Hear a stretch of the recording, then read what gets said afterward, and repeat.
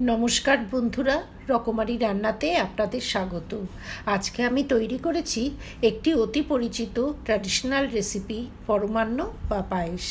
যে কোনো শুভ অনুষ্ঠানে প্রতিটি বাঙালি বাড়িতে এই পরমান্ন বা পায়েস বানানো হয়ে থাকে। অত্যন্ত সুস্বাদু এবং পুষ্টিকর এই পরমান্ন বা পায়েস মাত্র 10 মিনিটে বানানো যায়। আজ আমি চাল, দুধ ও চিনির সঠিক মাপসহ পায়েসের রেসিপিটি শেয়ার করব। এভাবে বানালে পায়েস একদম পারফেক্ট তৈরি হবে। নতুন গৃহিণীরাও অনায়াসে এই পায়েসটি বানিয়ে ফেলতে পারবেন।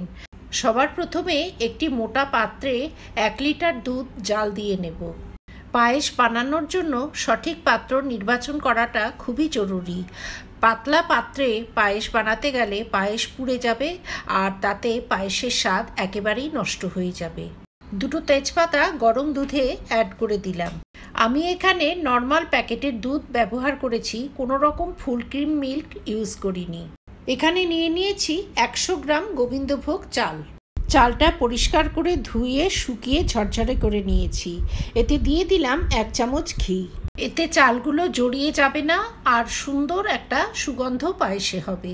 1 লিটার দুধের পায়েস বানাতে 100 গ্রাম চালই যথেষ্ট। পায়েসে দেবার জন্য নিয়েছি 1 মুঠো কাজু বাদাম ও 1 মুঠো কিশমিশ।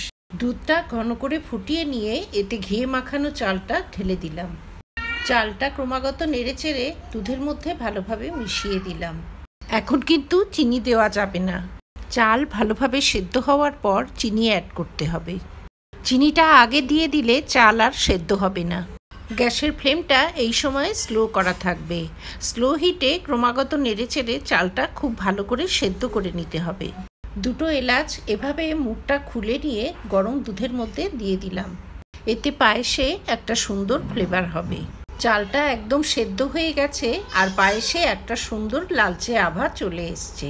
এবারে অ্যাড করে দেব চিনি। 1 লিটার দুধের পায়েসের জন্য কমপক্ষে 100 থেকে 125 গ্রাম চিনি অ্যাড করতে হবে। তবে যারা বেশি মিষ্টি খেতে পছন্দ করেন তারা আরও একটু চিনি অ্যাড করে দিতে পারেন। চিনি অ্যাড করার পর চিনিটা গলে গেলে পায়েসটা একটু পাতলা হয়ে আসবে। গ্যাসে একটা ছোট ফ্রাই প্যান বসিয়ে এতে দিয়ে দিলাম 1 চামচ মতো ঘি। ঘিটা গলে গেলে এতে ড্রাই ফ্রুটসগুলো ভেজে নেব। প্রথমেই দিয়ে দিলাম কাজু বাদামগুলো। কাজু বাদামগুলো স্লো হিটে হালকা লালচে করে ভেজে নেব।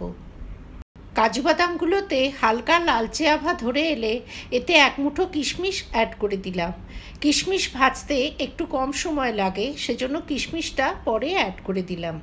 এখানে নিজেদের পছন্দ অনুযায়ী যে কোনো ধরনের বাদাম অ্যাড করা যেতে পারে, যেমন আমন্ড, পেস্তা ইত্যাদি। স্লো হিটে ক্রমাগত নেড়েচেড়ে পায়েসের জন্য গোবিন্দভোগ চালটা খুব ভালোভাবে সেদ্ধ করে নিতে হবে। গোবিন্দভোগ চালটা খুব সুন্দর সেদ্ধ হয়ে গেছে, একটু চাপ দিলেই একদম গলে গেল। এরপর এতে ভেজে রাখা বাদামগুলো অ্যাড করে দিলাম। এই পায়েস পুরোটাই আমি স্লো হিটে রান্না করেছি আর এটাকে ক্রমাগত নেড়েচেড়ে যেতে হবে যাতে কোনোভাবেই পাত্রের তলায় লেগে না যায়। সুস্বাদু পায়েস একদম তৈরি। এবার এটাকে আমি একটা পাত্রে সার্ভ করে দিলাম। এই পায়েস গরম গরম কিংবা ঠান্ডা দুভাবেই খেতে ভীষণ ভালো লাগে।